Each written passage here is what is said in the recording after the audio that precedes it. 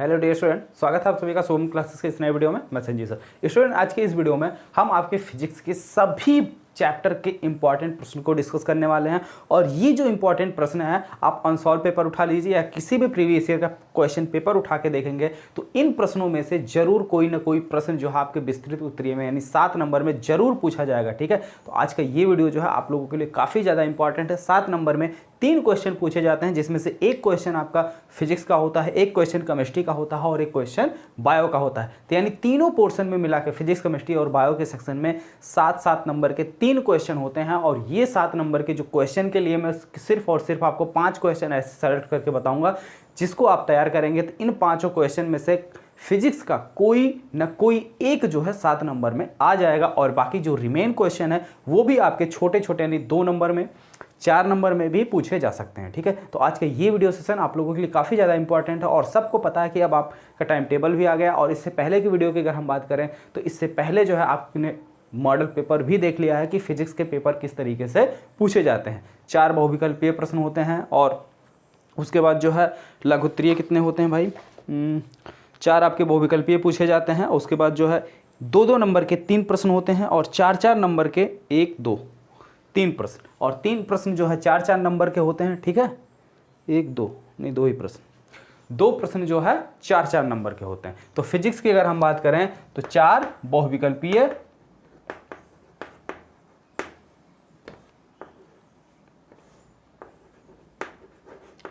4 बहुविकल्पीय और इसमें से 4 जो है 1 नंबर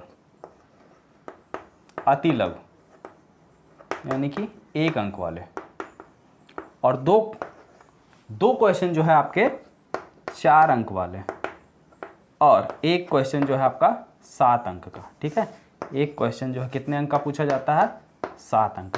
तो ये जो है आपके फिजिक्स के, आपने मॉडल पेपर भी देख लिया, हमने आपको सॉल्व भी करवाया था। तो इस तरीके से जो है क्वेश्चन आपके बोर्ड एग्जाम में पूछे जाएंगे इन्हीं प्रारूप में। ठीक, और यही सेम प्रारूप आपके केमिस्ट्री का भी रहेगा और यही सेम प्रारूप जो है आपके बायो का भी रहेगा। इसी के रेशियो में जो है क्वेश्चन पूछे जाते हैं। तो चलिए बात करते हैं कि वो फिजिक्स के सभी चैप्टर के वो 5 कौन कौन से इंपॉर्टेंट क्वेश्चन है जो 7 नंबर में पूछे जा सकते हैं। 7 नंबर में जो पूछे जाने वाला क्वेश्चन है वो देखिए, सबसे पहला क्वेश्चन जो है आपका बन जा सकता है पहले चैप्टर से, प्रकाश का परावर्तन तथा अपवर्तन से, दर्पण सूत्र। ठीक है, अगर दर्पण सूत्र नहीं देता है तो इसमें जो है फोकस दूरी, ठीक है, फोकस दूरी तथा वक्रता त्रिज्या में संबंध, इस पर एक क्वेश्चन अच्छा खासा, या कोई ऐसा क्वेश्चन जो है लेंस सूत्र से यानी दर्पण सूत्र से भी कोई ना कोई क्वेश्चन जो है आपसे पूछ लिया जाएगा। ठीक है, तो दर्पण सूत्र आप इसको अच्छी तरीके से तैयार करिएगा, इस पे क्वेश्चन पूछ लिया जा सकता है, दर्पण सूत्र। ठीक, दूसरा जो सबसे इंपॉर्टेंट क्वेश्चन है जो 7 नंबर में पूछा जा सकता है वो मानव नेत्र का सचित्र वर्णन, मानव नेत्र का सचित्र वर्णन। और वैसे अगर आप प्रकाश के परावर्तन तथा अपवर्तन चैप्टर की बात करें तो प्रकाश के परावर्तन तथा अपवर्तन से आपसे 2 व 4 अंक वाले प्रश्न ज़्यादा बनते हैं। 7 नंबर वाला बहुत रेयर केस में जो है इस चैप्टर से बनता है, लेकिन 2 और 4 नंबर के अंक क्वेश्चन जो है इस चैप्टर यानी कि प्रकाश के परावर्तन तथा अपवर्तन से बनता है। और ये जो है मानव नेत्र का सचित्र वर्णन जो है ये आपसे 7 नंबर में पूछा जाता है। 7 नंबर में और कौन सा क्वेश्चन है, 7 नंबर में पूछे जाने वाला एक और इम्पॉर्टेंट क्वेश्चन है आपका वैद्युत मोटर। ठीक है, वह वैद्युत जनित्र क्या है, वैद्युत मोटर व वैद्युत जनित्र। ठीक है, वैद्युत मोटर व वैद्युत जनित्र। और चौथा क्वेश्चन आपका है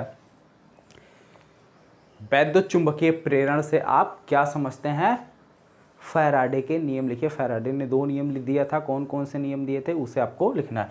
वैद्युत चुंबकीय प्रेरण, वैद्युत चुंबकीय प्रेरण। और जो लास्ट क्वेश्चन है आपका 5वां है ओम का नियम और व इसका सत्यापन। ओम का नियम लिखिए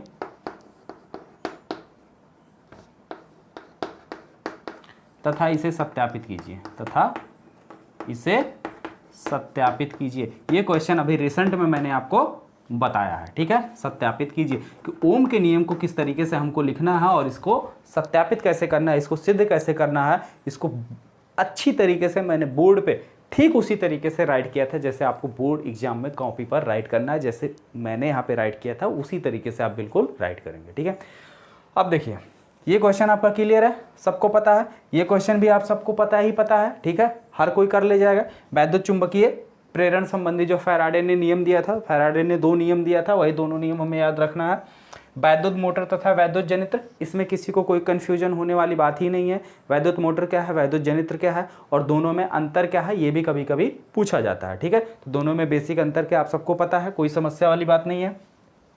मानव नेत्र का सचित्र वर्णन करना है, ठीक है। तो हमारी जो ह्यूमन आई है उसमें कौन कौन से पार्ट होते हैं, किस पार्ट का क्या काम है, वो सारी चीज़ें आपको एक्सप्लेन करनी है। तो कोई दिक्कत वाली बात इस क्वेश्चन पर भी नहीं है। इस क्वेश्चन दर्पण सूत्र पर भी कोई समस्या नहीं है। चलिए एक क्वेश्चन जो है हम इसी प्रकाश के परावर्तन तथा अपवर्तन से एक ऐसे क्वेश्चन की बात कर देते हैं जो आपसे विस्तृत उत्तरीय में पूछा जा सकता है, ठीक है। जैसे एक क्वेश्चन यहाँ पे एक साथ 2 क्वेश्चन मिक्स कर किया जा सकता है। रेखीय आवर्धन से आप क्या समझते हैं, सिद्ध कीजिए, यानी किसी दर्पण के लिए सिद्ध कीजिए कि रेखीय आवर्धन m - b/u, ठीक है। m क्या होता है, पूछ रहा है m - b/u। इसको हमें क्या करना है, प्रूफ करना है किसी दर्पण के लिए, ठीक है। तो चलिए इसको हम प्रूफ करवा देते हैं और रेखीय आवर्धन क्या है इसको भी अच्छी तरीके से समझ लेते हैं, ठीक है। तो हेडिंग डालिए सभी लोग, रेखीय आवर्धन।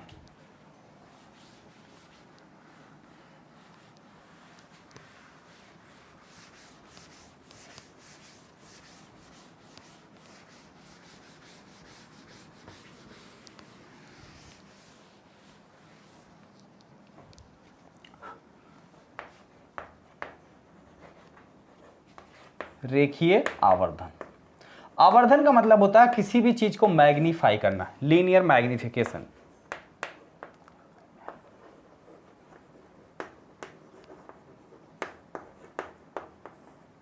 लीनियर मैग्निफिकेशन, ठीक है, इसको इंग्लिश में लीनियर मैग्निफिकेशन कहते हैं। और रेखीय आवर्धन को m से डिनोट भी किया जाता है, ठीक है, m से।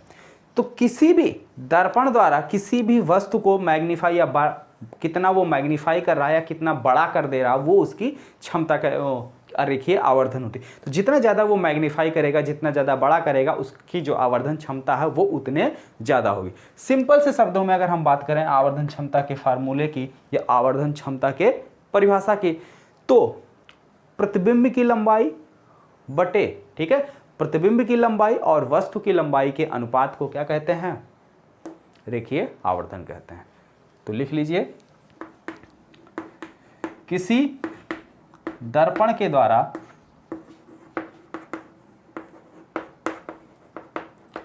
बनाए गए प्रतिबिंब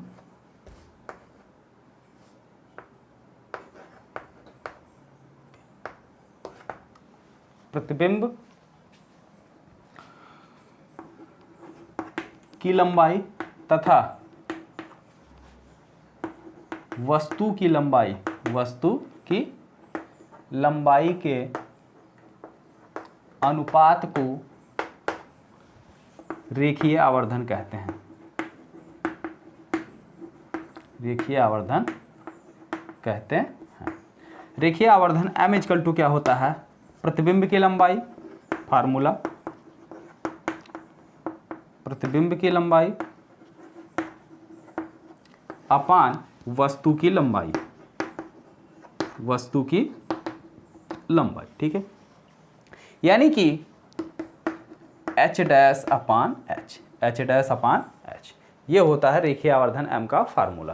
तो और रेखीय आवर्धन m का एक और फार्मूला होता है m - b/u, जहां पे b क्या है, दर्पण से प्रतिबिंब की दूरी, और u क्या है, दर्पण से वस्तु की दूरी। तो चलिए इसको जो है हम प्रूफ करवा देते हैं। देखिए कैसे इसको प्रूफ करना, हालांकि कई बार करवा चुके हैं, शायद तैयार भी आप लोगों का होगा, अगर नहीं भी तैयार होगा तो हमारे साथ देखेंगे तो तैयार हो जाएगा, ठीक है। कॉपी पेन ले लीजिए और शुरू हो जाइए। तो सबसे पहले तो क्या कीजिए, कोई एक आप दर्पण बनाइए, कोई भी दर्पण, उत्तल अवतल जो आपकी इच्छा करे आप बना सकते हो। तो चलिए हम एक जो है मिरर लेते हैं, ठीक है, ये हो गया हमारा अवतल दर्पण, ठीक है। इसके सामने कोई वस्तु रखी हुई है, ठीक है, ये इसका फोकस एफ हो जाएगा, ये इसका सेंटर सी हो गया, या जिसको हम 2F बोलते हैं। यहाँ पे कोई वस्तु स्थित है, यहाँ पे क्या है, कोई वस्तु ए बी स्थित है। यहाँ से एक रेज क्या होती है, मुख्य अक्ष ये है हमारी, ये लाइन क्या होती है, मुख्य अक्ष होती है। तो यहाँ से निकलने वाली एक रेज मुख्य अक्ष के बिल्कुल समांतर जाती है, ठीक है, और मुख्य अक्ष के समांतर जाती है और दर्पण से टकराकर मुख्य फोकस से होकर चली जाती है। कहाँ से होकर जाती है, मुख्य फोकस से, ठीक है, मुख्य फोकस से होकर चली जाती है। दूसरी प्रकाश किरण कहाँ से जाती है, सेंटर से होकर जाती है, और सेंटर से होकर जाने वाली सभी प्रकाश किरणें दर्पण पर क्या होती है, लंबवत पड़ती हैं, और लंबवत पड़ने वाली प्रकाश किरणें अपने ही मार्ग पर वापस परावर्तित हो जाती हैं, ठीक है। तो ये दोनों एक दूसरे से यहाँ पे कट कर रहे हैं, यहीं पे वस्तु का क्या होगा, प्रतिबिंब बनेगा। तो ये वस्तु का प्रतिबिंब बन गया यहाँ पे V dash A dash, V dash A dash, ठीक है। इतनी बात समझ गया। अब देखो यहाँ से इस बिंदु एक प्रकाश किरण इसके सीधे ध्रुव पर ले जाओ, ठीक है। तो यहाँ से एक प्रकाश किरण हम क्या कर रहे हैं, इसके ध्रुव पर ले जा रहे हैं,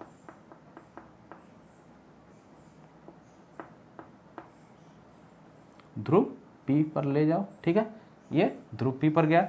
और ये जिस कोण पर, जैसे मान लो ये कोई परावर्तक पृष्ठ है, ये कोई प्रकाश किरण आपतित हुई, अब यहाँ पर क्या अवलंब खींच लो, तो अवलंब के साथ ये जिस कोण पर आ रही है उसी कोण पर वापस परावर्तित हो जाएगी, ठीक है। तो इस बिंदु पर ये मान लो आपतित हो रही बिंदु P पर।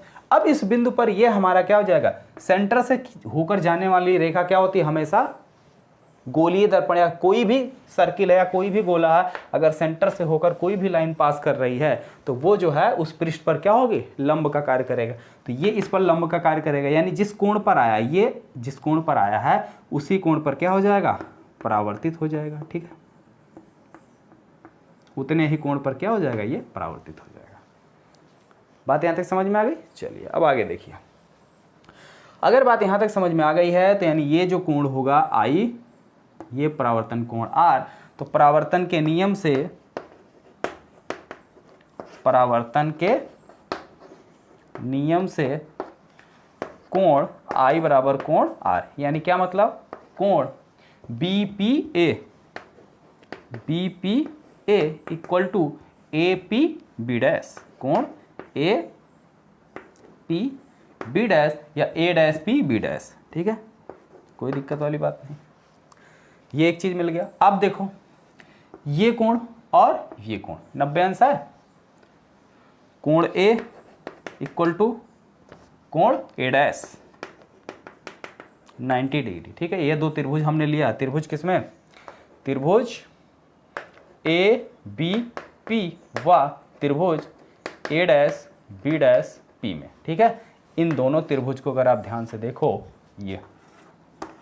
ये पूरा बड़ा वाला त्रिभुज और ये, ठीक है, ये दोनों कोण आपस में बराबर हो गए, ये कोण और ये कोण आपस में बराबर हो गए थे। किसी भी त्रिभुज के अगर दो कोण आपस में बराबर हो जाते हैं तो तीसरा अपने आप हो जाता है।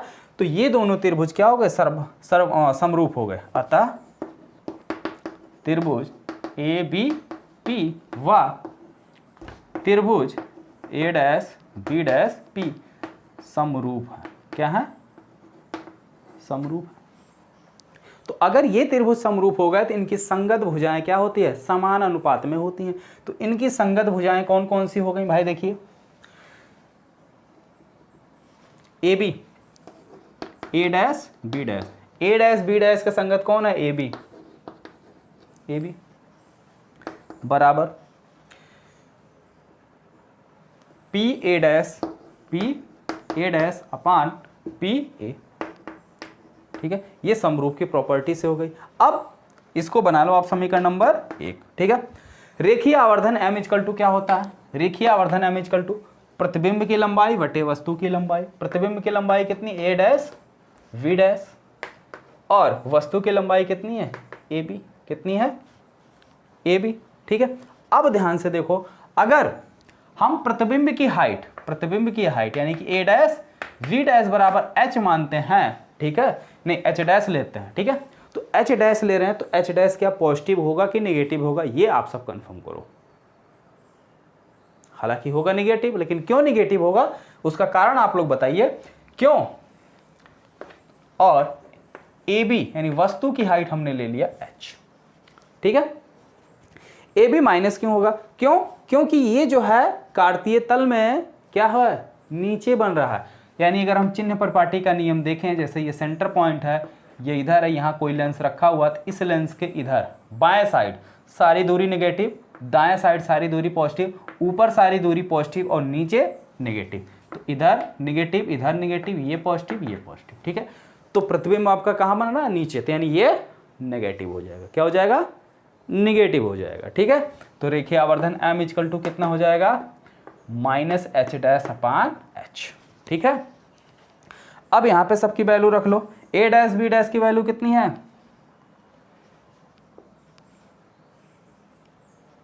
ए डैश बी डैश कितनी है, माइनस एच। इसकी जगह हम क्या लिख सकते हैं, देखो भाई यहां से पी ए डैश, तो पी ए डैश ये क्या है, P A dash equal to minus B, P A equal to minus U, ठीक है। ये हो गई वस्तु ध्रुव, ध्रुव से वस्तु की दूरी माइनस यू, ध्रुव यानी कि दर्पण के मुख्य बिंदु से प्रतिबिंब की दूरी माइनस बी, ठीक है। अब यहाँ पे आप वैल्यू रख लो। तो समीकरण नंबर 1 से इसकी जगह हम क्या एक चीज और क्या राइट कर सकते हैं, P A dash upon P A. अब लगे हाथ इसकी भी वैल्यू रख लो, ठीक है। तो माइनस तो यहाँ बाहर आ ही गया है, ठीक है, माइनस क्या हुआ यहाँ पे बाहर आ गया है, माइनस इसकी माइनस बी, इसका माइनस यू, तो माइनस से माइनस कैंसिल हो गया, आया कितना, माइनस बी अपान यू, कितना आ गया, माइनस बी अपान में यू, ठीक है। तो चीज से समझ में आ गई। तो ये रेखीय आवर्धन m इक्वल टू एक नया फार्मूला निकल के आ गया, यही हमको क्या करना था, प्रूफ करना था, ठीक है। तो चीज़ें समझ में आ गई। ठीक इसी तरीके से अब कल के वीडियो में हम केमिस्ट्री या बायो किसी न किसी एक सब्जेक्ट का जो है इंपॉर्टेंट क्वेश्चन डिस्कस कर देंगे।